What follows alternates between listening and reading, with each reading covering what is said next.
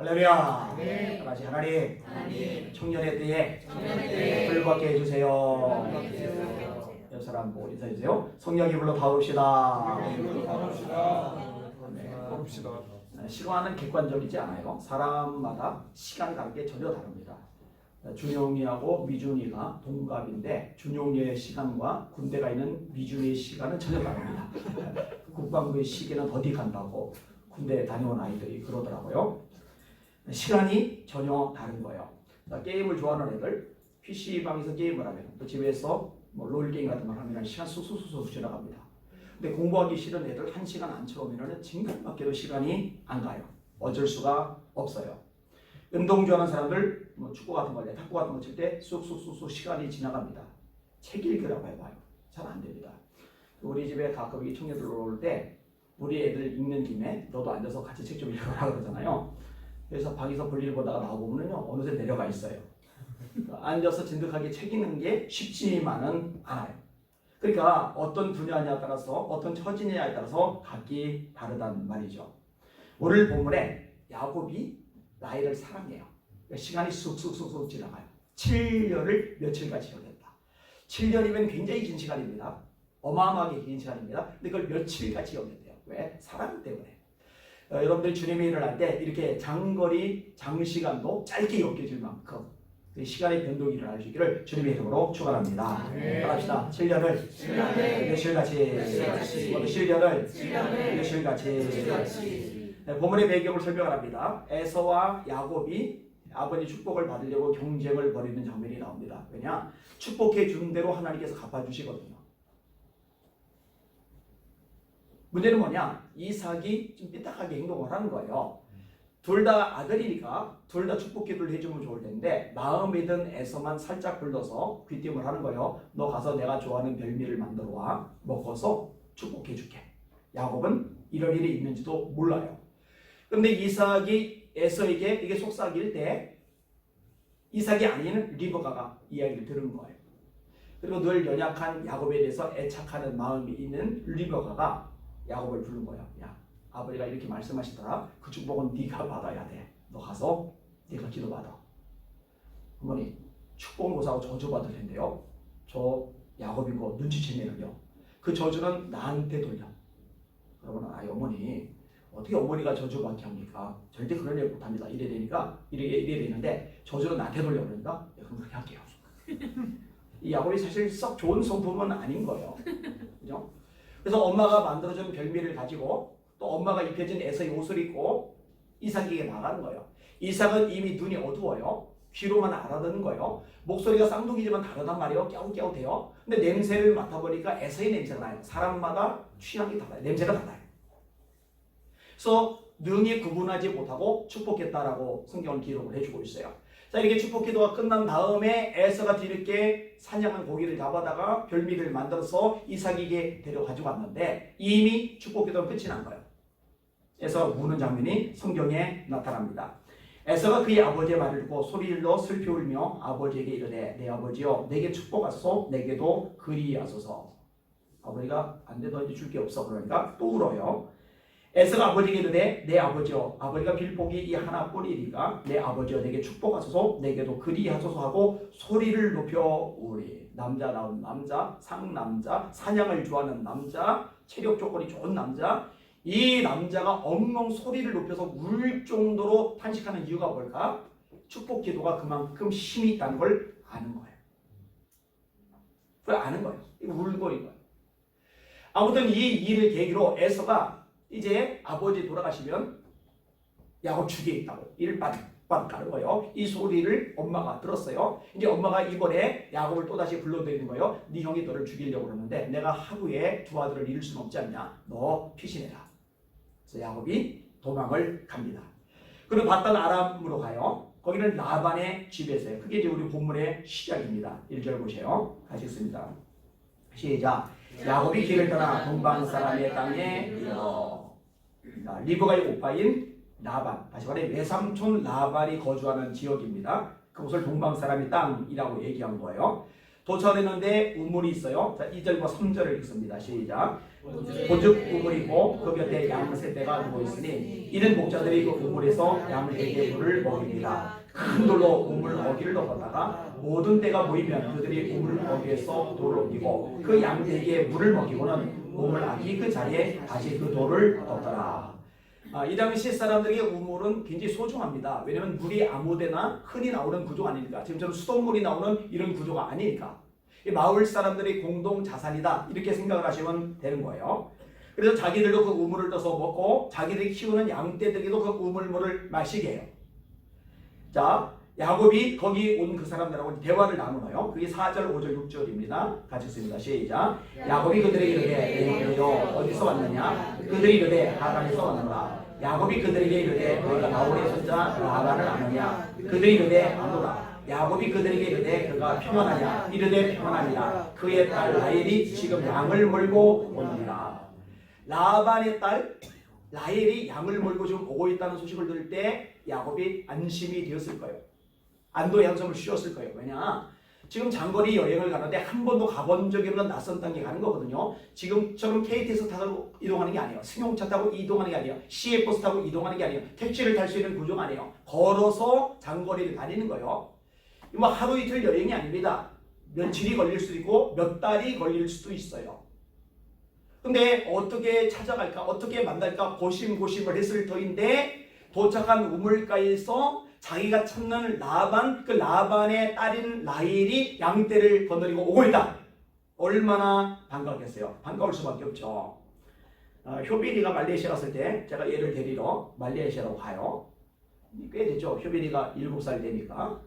근데 말레이시아 쿠알라룸푸르에서 비행기를 다시 타야 돼요.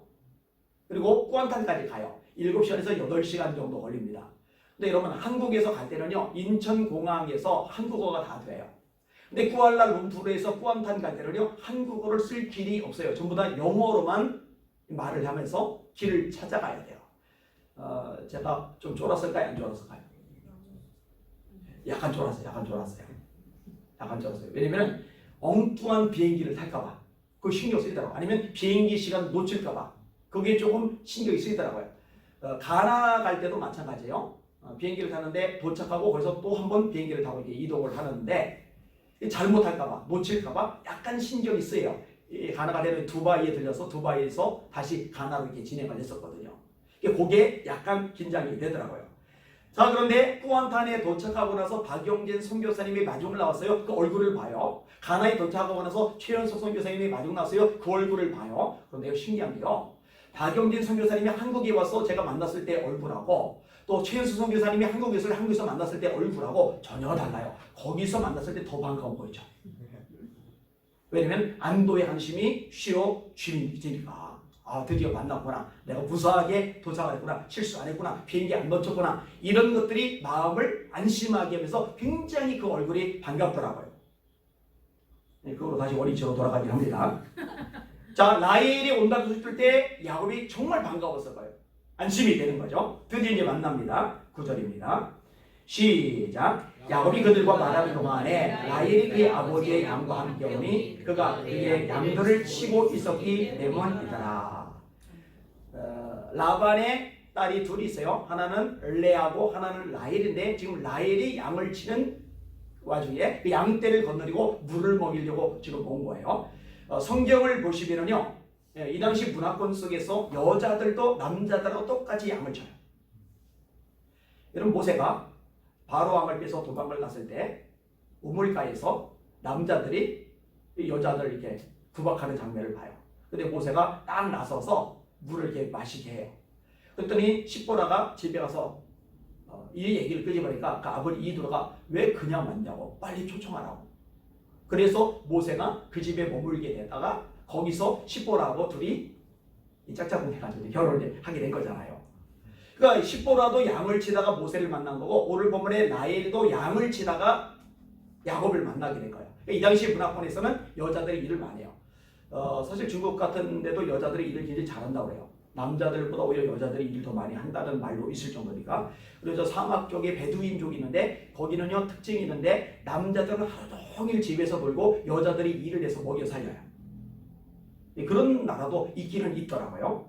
우리나라는 이제 맞벌이 문화로 거의 이제 상황이 바뀌었죠. 자, 사람들하고 얘기하는 중에 라헬이 와요. 야곱이 양떼들에게 물을 먹여줍니다. 자, 10절 있습니다. 시작. 야곱이 그의 외삼촌 라반의 딸 라헬과 그의 외삼촌의 양을 보고 나아가 우물 아귀에서 돌을 옮기고 외삼촌 라반의 양떼에게 물을 먹이고. 자, 우물 아귀에 돌이 있었다. 이 돌을 왜 놔뒀을까? 간단합니다. 불순물이 들어갈 수가 있으니까. 이 우물이 지저분해질 수가 있으니까 돌로 잡동사니가 못 들어가게 막아놓은 거예요. 근데 무거워요. 왜 무겁느냐? 돌풍 같은 것들 불 때 나무 판자 같은 걸 올려놓으면요 날아가 버리거든요. 근데 무거운 돌은 안정적이거든요.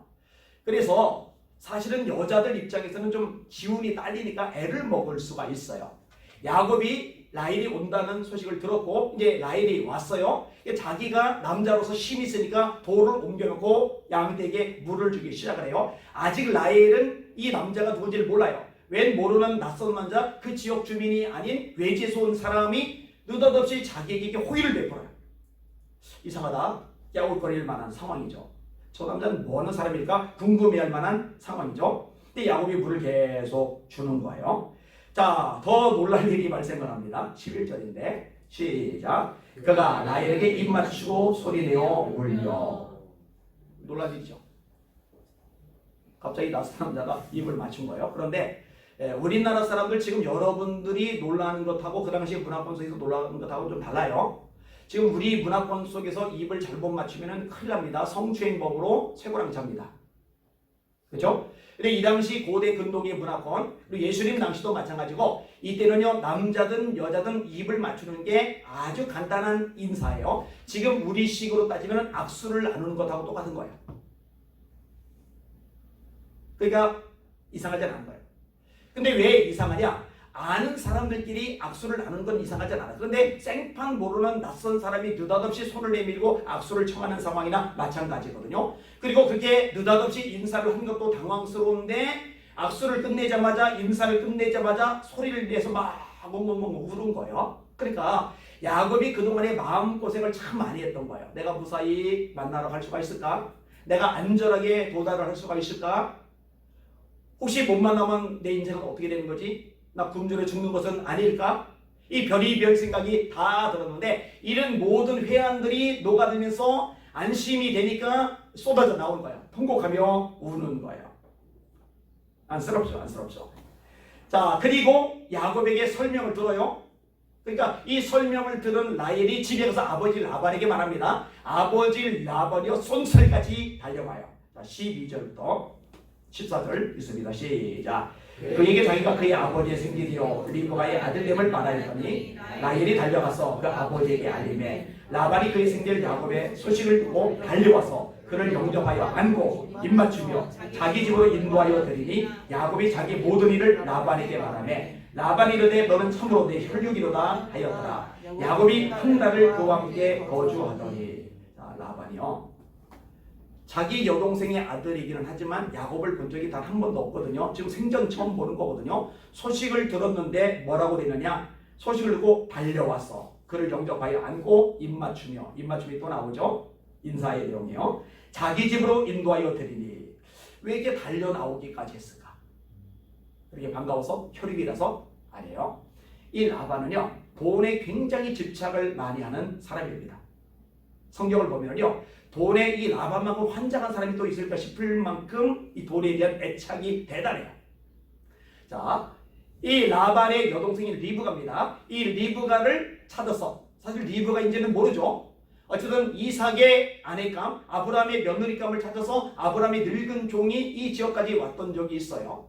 근데 우물가에서 하나님 앞에 기도를 드립니다. 하나님, 제가 전혀 낯선 땅에 왔는데 어떤 사람이 예비된 신부감인지 모르겠습니다. 제가 여기서 기다리고 있다가 누가 물 기르러 왔을 때 나에게 물 좀 주십시오 라고 부탁을 하면은 저에게만 물을 주는 게 아니라 제가 끌고 온 이 낙타떼들에게도 알아서 물을 주는 여자, 그러면은 그 사람이 하나님이 예비하신 신부감인 줄 알겠습니다. 그러니까 이 아브라함의 종의 기도가요 굉장히 깊이가 있는 기도입니다. 낯선 사람이 물 좀 주시오, 그거 안 줄 수 있거든요. 불친절할 수 있거든요. 그런데 기꺼이 물을 줄 수 있는 사람, 성품이 괜찮다는 얘기예요. 제가 결혼 전에 기도할 때도요, 신앙이 첫 번째가 아니었어요. 성품이 첫 번째였어요. 왜냐면은 신앙이 첫 번째가 되면은 신앙이 막 뜨거고 성령이 충만할 때는 참 괜찮은데 이 성령이 늘 충만하지 못할 수가 있거든요. 이 성령이 덜 충만할 때, 신앙이 좀 가라앉을 때 그때 제 본성적이 나와요. 그때 성격이 더러우면요, 제가 힘들어요, 시달려요, 감당이 안 됩니다. 여러분이 볼 때 제 아내가 성격이 그래도 괜찮죠? 네. 봐줄만 하잖아요. 네. 지금 대답 안 한 사람 봐뒀어요. 전달해 주겠습니다. 그러니까 성품이 너무너무 중요하단 말이에요. 자, 친절하게 물을 주는데 아브라함의 종, 이 들든 종에게만 물을 주는 게 아니라 아이고 저 낙타떼들도 없으면 먼 길 왔을 텐데 얼마나 목이 마를까.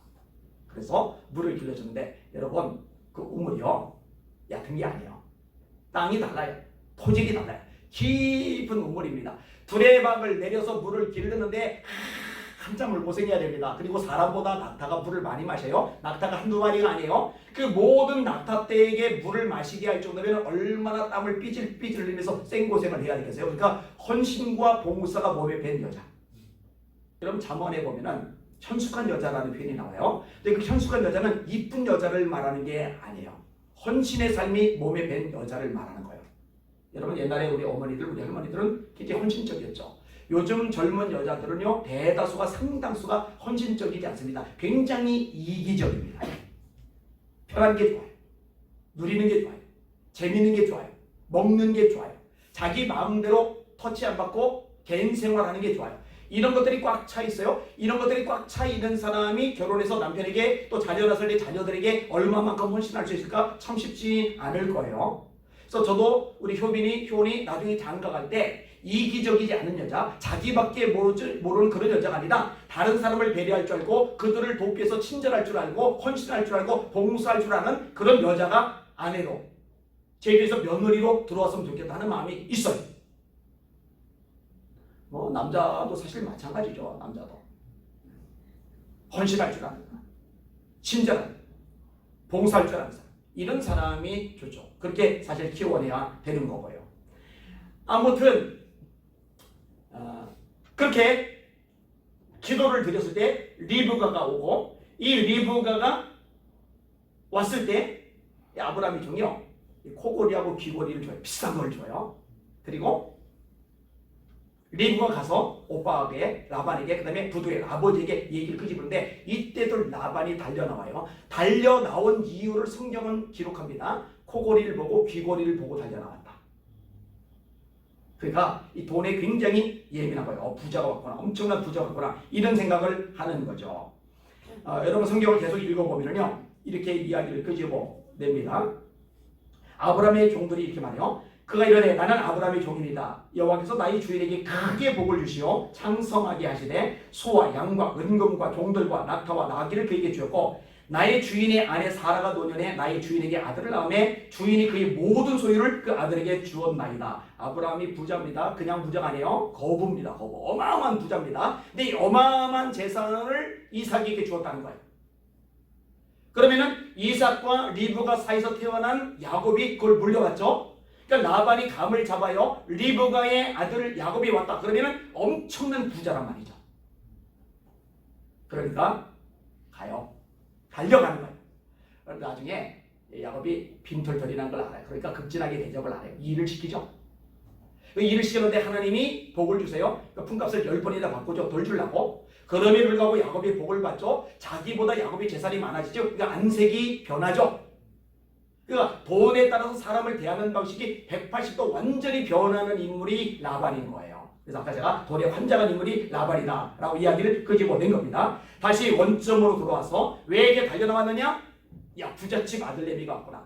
모든 것을 이제 상속받을 재벌감이 왔구나. 그럼 뭔가 얻어먹을 게 이게다. 내가 잘해줘야지. 이런 마음으로 지금 달려 나온 거예요. 자, 말씀을 마저 읽겠습니다. 15절 읽습니다. 시작. 라반이 야곱에게 이르되 네가 비록 내 생길이나 어찌 그저 내 일을 하겠느냐? 네 품삯을 어떻게 할지 내게 말하라. 나엘을 달라고 하죠. 16에서 18절 시작. 라반에게 두 딸이 있으니 언니의 이름은 레아요 아우의 이름은 라헬이라. 레아는 시력이 약하고 라헬은 보고 아리따우니 야곱이 라헬을 더 사랑으로 대답하되 내가 외삼촌의 작은 딸 라헬을 위하여 외삼촌에게 7년을 섬기리이다. 레아는 별로 안 이뻐요. 시력이 약해요. 라헬은 예뻐요. 곱고 아름다웠다. 그리고 이제 긴 여행에서 딱 만났던 제일 처음 만났던 반가운 얼굴이 또 라헬이기도 하잖아요. 그만큼 마음이 더 갔고 어쩌면 한눈에 반했을지도 모르겠어요. 라헬을 저한테 아내로 주세요. 이렇게 얘기를 끄집어내요. 그러니까 주겠다고 얘기를 해요. 주겠다고 얘기를 하는데 이 일을 할 것을 요구를 하는 거죠. 그게 7년 동안 이 일을 하는 겁니다. 다리엘 빅티리스라고 있어요. 우리 작은 아이가 다니는 페이스턴 국제 기독학교의 이제 교장이에요. 젊은 나이 학교를 세웠는데 자리를 잘 잡았죠. 이분이 이제 책을 썼어요. 뭐 유기성 목사님, 박은정 목사님, 홍정일 목사님, 김지철 목사님, 감기역절 회장님이 추천서 썼고 저도 이제 추천서를 제가 썼어요. 근데 그 책을 추천서 쓰기 전에 먼저 제가 읽었잖아요. 읽으면서 재미있는 대목이 나오더라고요. 이분이 아버지와 할머니가 돌아가셨어요. 친어머니는 미국에 갔고 미국인하고 재혼을 한 상태이고, 그러니까 좀 불우한 시절을 보냈더라고요. 자, 그리고 이제 미국으로 가서 어머니에게 머물면서 거기서 대학 생활을 합니다. 미국을 방문한 한국 아가씨를 만나요. 책에 보니까 장찌를 닮았대요. 장찌. 장찌가 누군지는 모르는데 얼굴이 전혀 모르는 인물인데 뭐 꽤 유명한 중국 여자 배우라면서요. 예뻐요? 잘 모르는구나. 저 성경만 보느라고 영화 볼 시간이 없죠. 기도할 시간도 모자란데, 그죠? 근데 영상 이게 나가긴 할 텐데 제가 이 다니엘 교장 선생님의 아내분을 실제로 몇 번 봤거든요. 장찌 한참 못 미칩니다. 게임이 아니에요, 게임이. 뭐 그렇게 배우감, 뭐 주연 배우감 그 정도 아니에요, 그 정도 아니에요. 어쨌든 뭐 한눈에 반했대요. 그런데 처음 대화가 성공적이지는 않았답니다. 이분이 물었대요. 요즘 한국 날씨는 어때요? 그러면 여자가 좀 상냥하게 한국 날씨를 이러고저러고 얘기하고 있는데 인터넷 안 보세요? 그냥 네이버 들어가면 날씨 다 뜨잖아요. 세계 각 지역의 날씨 다 알 수 있잖아요. 이게 처음 대화는 그래서 원활하게 되어지를 않은 거예요. 그런데 결국 가까워져요. 이 아가씨가 한국에 가야 한다는 걸 알게 됐답니다. 정식으로 데이트 신청을 했어요. 내일이면 한국에 갔는데 그런 감정 처음 느꼈대요. 슬프고 마음이 휑하고 외롭고 눈물이 줄줄줄줄줄줄 나고 한국 가서 만나기로 했답니다.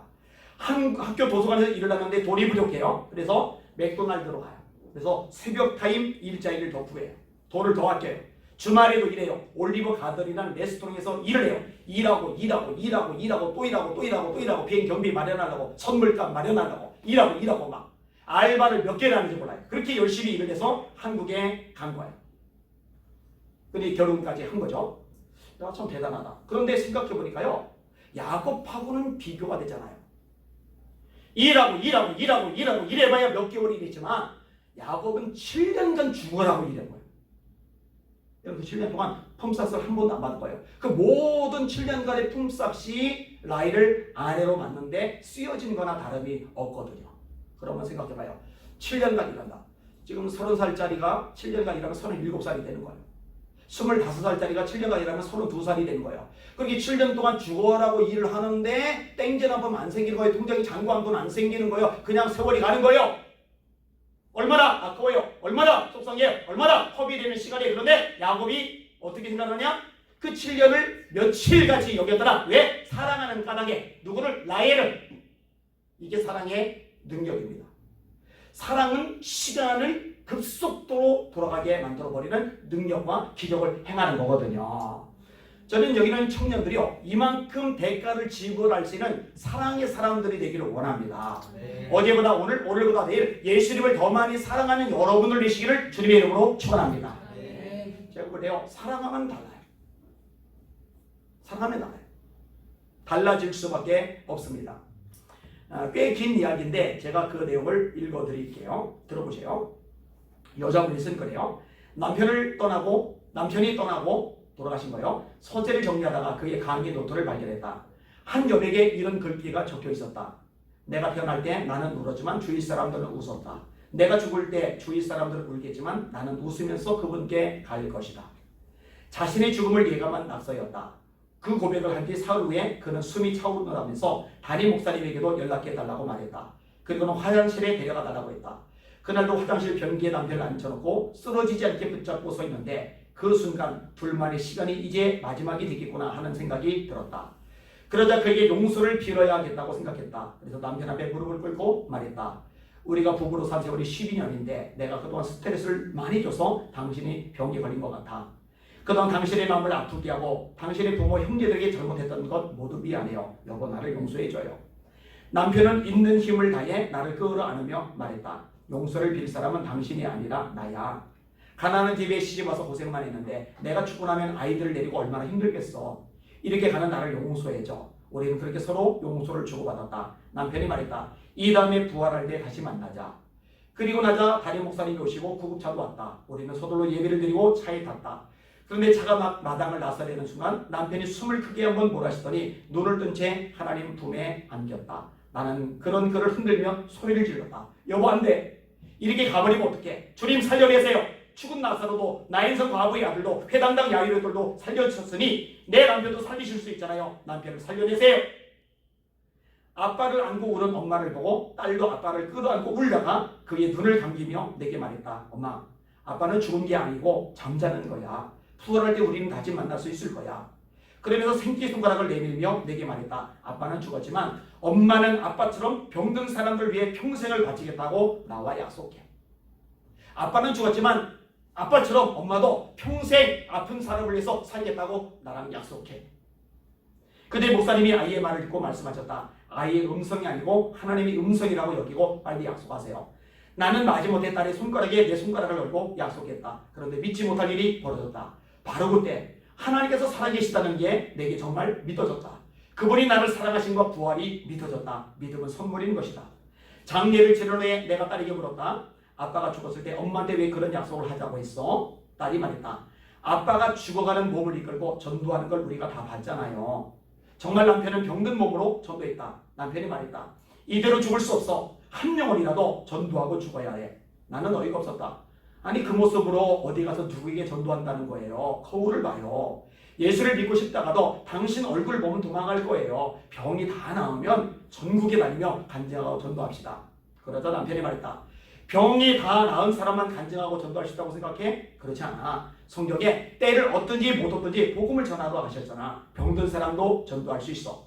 하루는 남편이 병원 전도를 가는데 같이 가주면 안 되겠냐고 내게 부탁했다. 그날 나는 처음으로 남편이 전도하는 걸 봤는데 그가 다인실로 들어가 환자들 앞에 서서 말했다. 여러분 저를 보세요. 저는 병원에서도 받아주지 않는 직장한 말기 환자입니다. 여러분들은 입원이라도 할 수 있어서 얼마나 다행입니까? 전 지금 기저귀를 차고 있습니다. 하지만 저는 예수님을 믿기에 죽어도 하늘나라에 갈 수 있어 감사하고 또 살아도 감사합니다. 아프면 누구를 의지합니까? 제가 믿는 예수를 여러분들도 믿기를 바랍니다.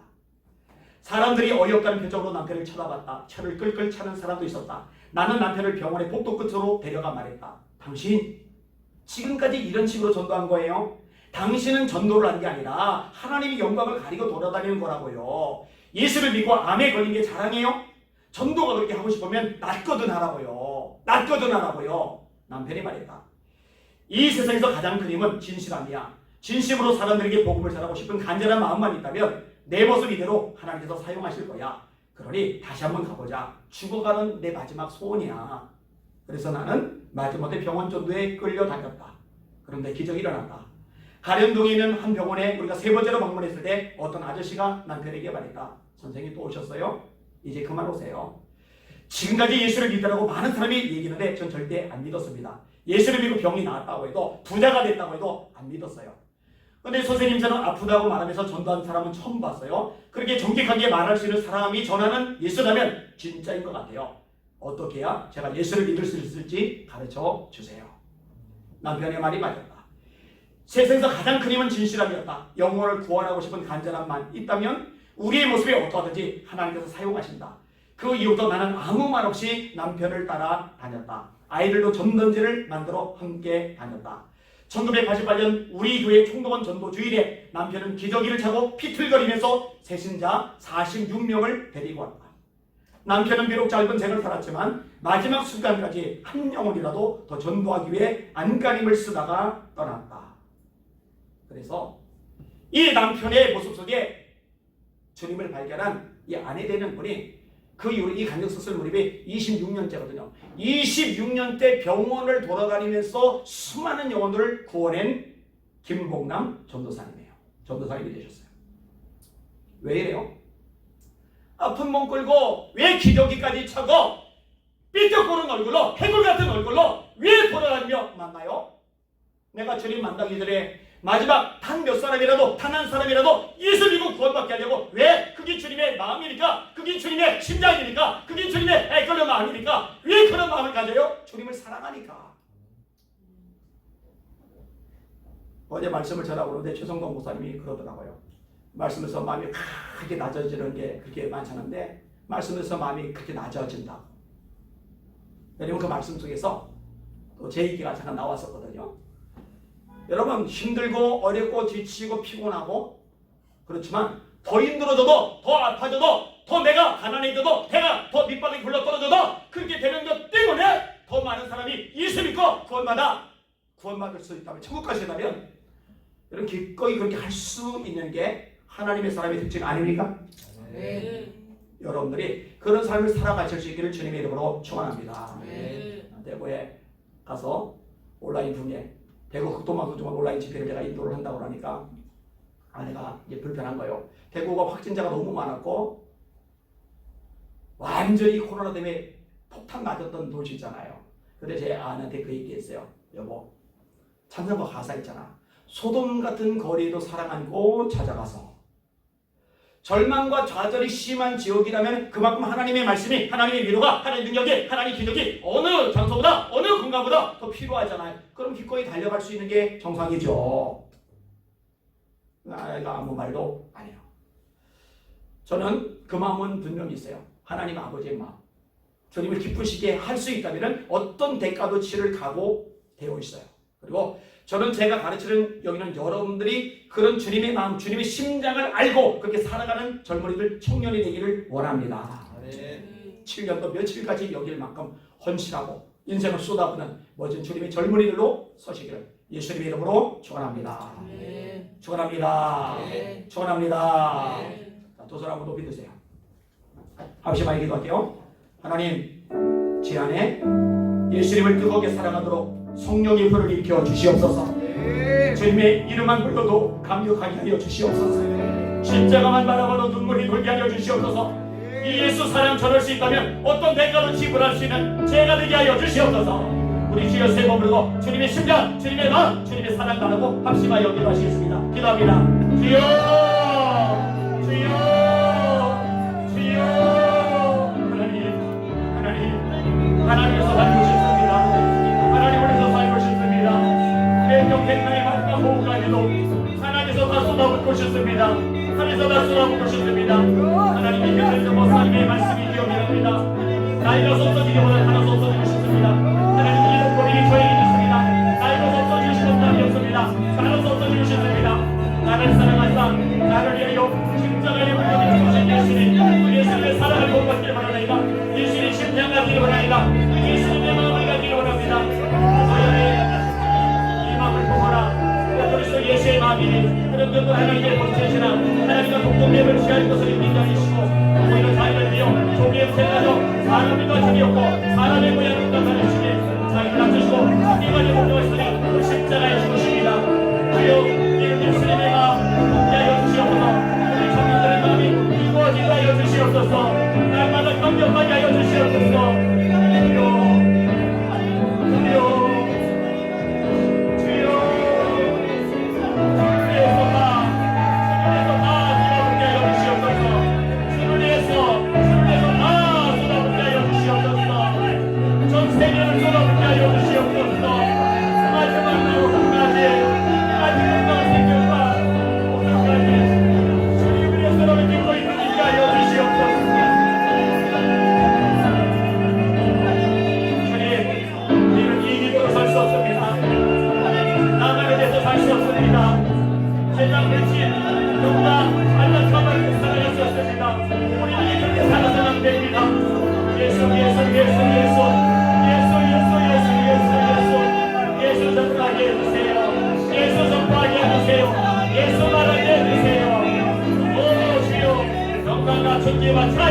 주께 받아주시므라이다.